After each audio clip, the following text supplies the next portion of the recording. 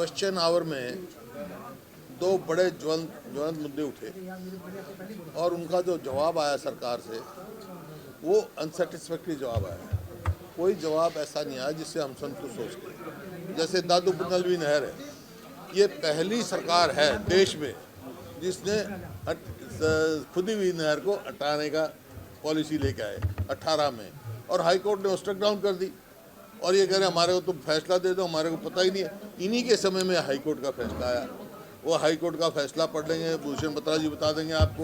इसी प्रकार से जो रोहतक का जो पीर बौदी नाम है उसका, बौदी का मतलब एक वो होता है जहाँ पे पानी का, वो नाम सही वो है।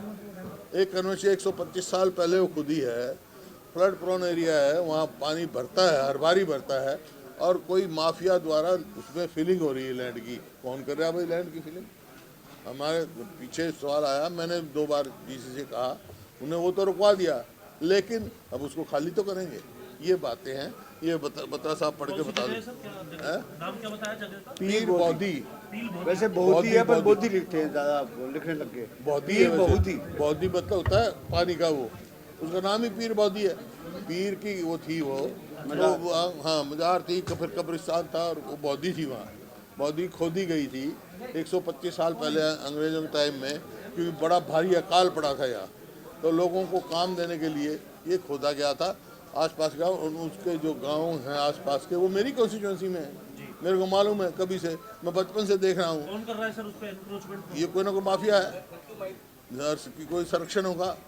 मतलब इस बात के लिए तैयार नहीं है भाई। मैंने मेरे सिर्फ ये है सरकार से, जो खोद दिया, जो इलीगल भरत कर दी गई, उसको खाली करवाएं ताकि आगे फ्लड से नुकसान ना हो इलाके का। क्या कहना था सर सरकार का? हाँ, अब बताता हूँ। ऐसे है कि आपको याद होगा कि खट्टर साहब चीफ मिनिस्टर थे, उन्होंने दादूपुर नलवी को डी नोटिफाई किया था, और ये मैटर हाई कोर्ट का, ये मैटर आज निर्मल सिंह जी ने ये मैटर हाउस के अंदर उठाया, और मुख्यमंत्री और मिनिस्टर फॉर पार्लियामेंट्री अफेयर्स ने ये कहा सदन के ऊपर बैठ खड़े होके कि ऐसा कोई भी फैसला हमारे संज्ञान में नहीं है, ऐसी कोई बात हमारे पास पता ही नहीं हमारे को। और सेकंड सेस में उसी टाइम कह के हम सुप्रीम कोर्ट में गए।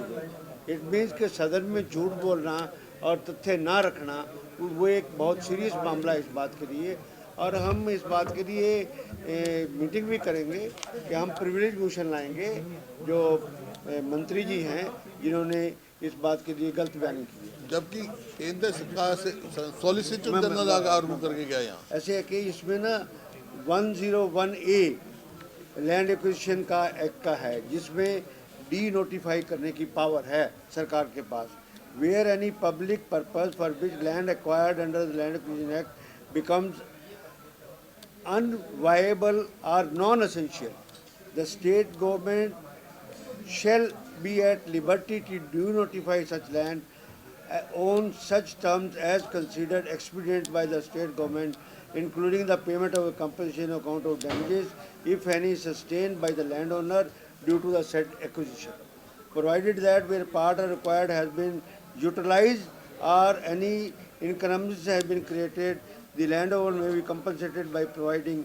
इस सेक्शन का सहारा लेते हुए खट्टर साहब की जब गवर्नमेंट थी, ये बंच ऑफ पिटिशंस कम से कम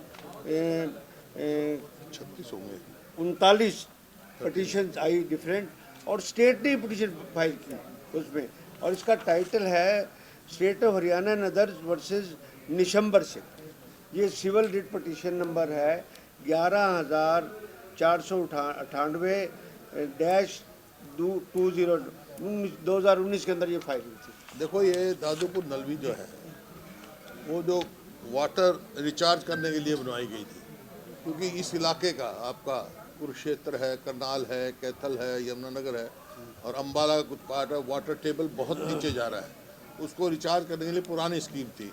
हमारे स्कीम में एक नहर खुदगी और चालू थी, लेकिन ये मैं समझता हूँ डिनोट इन्होंने क्यों की, उसका मकसद एक था कि कोर्ट से एनहांसमेंट का ऑर्डर आ गया था किसानों के लिए, वो हम किसान को पैसा नहीं देना चाहते थे, तो इस वास्ते इन्होंने ये पॉलिसी लेके आए और वो कोर्ट ने स्ट्रक डाउन कर दी। मुख्यमंत्री ने मैं एक बात और सरकार ने कही थी कि ये आगे इसकी जो शेप है जिस तरीके से बनाई है वो फिजिबल नहीं है, एल शेप सरकार ने नहीं कही, वो तो बेदी कह रहे थे, बेदी कह रहे थे। अच्छा वो तो पॉलिटिकल बात बोल रहे थे। वो तो उसका कोई मायने नहीं है, नहर में पानी चलता था भाई, ये बता देंगे निर्मल सिंह। हाँ, इसके बाद क्या हुआ कि इन्होंने कहा कि हमें पता नहीं है। इसमें Satpal Jain assistant solicitor general of India पेश हुए, mister Vikas Vasu Gupta advocate for mister Prateek Mahajan advocate, वो महाजन साहब की तरफ से पेश हो रहे हैं। अरविंद सेठ HSBP के एडवोकेट पेश हो रहे हैं। अनुपम गुप्ता सीनियर एडवोकेट पेश हो रहे हैं। मतलब सरकार की तरफ से AG का ऑफिस पेश हो रहा है, सॉलिसिटर जनरल ऑफ इंडिया पेश हो रहा है, और कंक्लूडिंग पार्ट में सिर्फ डेट देख ले, डेट कौन सी है? ये है इसी गवर्नमेंट आने के बाद 20/12/24 को हुआ ना, रिजर्व 20/12/2024 को अनाउंस किया, रिजर्व किया 7/11 को। ये 2019 के अंदर ये हो गया था, 2018 के अंदर फैसला था। मैं सिर्फ टाइम आपका कट शॉर्ट करते हुए सिर्फ ये पढ़ता हूँ कि keeping in view the about discussion we come to the conclusion that assent given by the president was as per schedule prescribe by the constitution. वही कहते हैं कि प्रेसिडेंट की कंसेंट ज़रूरी थी। कहते हम कंसेंट में नहीं जाते, बे कंसेंट ठीक थी क्योंकि वो प्रोसीजर मैटर था, पर उन्होंने किया। However in the finding recording of the question number 2, we are of the firm opinion that section 101A, जो ये मैं अभी पढ़ रहा था, is liable to be struck down, suffering from the vice of manifest arbitrariness. Similarly, the policy dated 14/9/2018 जो सरकार ने बनाई, being a manifestly arbitrary policy, has been found to be unsustainable, and therefore under issue number 3 it is struck down and cannot sustain. Lastly, irrespective of the findings regarding above issue number 3, we are the considered opinion that action of the state government in denotify was dehorse the policy of the highest level in spite of same being in place. Therefore, action itself is liable to be struck down. और वो भी अब जो है time barred हो चुका supreme court का भी जो है। मतलब इतना कुछ आने के बाद सरकार सदन में ये कहे कि हमें तो पता ही नहीं है, मतलब क्या, मतलब इस सदन को एक सवाल क्या बना रखा है भाई, आप हाँ बताओ दादूपुर नलवी बनाओगे या नहीं बनाओगे, उसका जवाब दे रखे सुप्रीम कोर्ट जा रहे। ये जो है तो साहब के टाइम में बन गई थी, और इसका पानी जीटी रोड तक आ चुका था। दुखेड़ी गांव है लास्ट जीटी रोड तक, उसके बाद रेलवे लाइन आती है, उसके नीचे से निकालने के लिए इसको अभी काम चालू था, और आगे ये नलवी तक बन चुकी थी, कंप्लीट थी। तो इनके आने के बाद इन पे पेमेंट नहीं थी, पैसे नहीं थे। सच बात तो ये है, हाँ नहीं अनाउंसमेंट जो हुई किसानों के वो नहीं देना चाह रही थी, नहीं देना चाह रही थी, तो इन्होंने फिर ये जो है इसको रद्द कर दिया। और हमारे वाटर लेवल की हालत ये है कि ऊपर का पानी पीने का नहीं है, वहाँ कैंसर केसेस भी बहुत बढ़ गए। पहले जैसे हम नल का पानी या कुएं का पानी पी लेते थे, अब तो उसको तो कोई चांस ही नहीं है।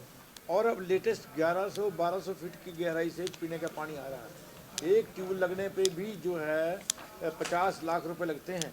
अगर एक बार ट्यूबवेल ख़राब हो जाए तो वो एस्टिमेट बढ़ता रहता है, लोग इधर उधर भागते रहते हैं। इसके तो कई लाभ थे। हमारे जो पुराने तालाब थे, हर गांव में 2-2, 3-3 तालाब बड़े हुआ करते थे, उनको खोद के भरा जा सकता था। और 58 दिन तो इतना सप्लाई था पानी का इसका कि हम उन प्रोग्रामों को कनाल बेस्ड भी बना सकते थे, कनाल बेस्ड भी बना सकते थे, क्योंकि कब तक पी लेंगे हम पानी। इन्होंने ये कहा कि तो राजनीतिक बात है, राजनीतिक बात नहीं है, ये तो महत्व की बात है, आने वाली पीढ़ियों की चिंता है। लोग माइग्रेशन करेंगे 20 साल के बाद, कैसे निकालेंगे पानी?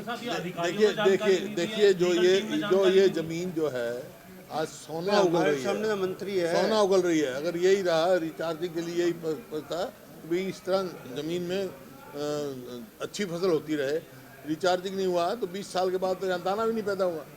इतना वाटर टेबल नीचे चला गया, यहाँ ट्यूबवेल लगे हुए हैं और सिंचाई तो छोड़ो जी, ड्रिंकिंग वाटर की समस्या आ जाएगी।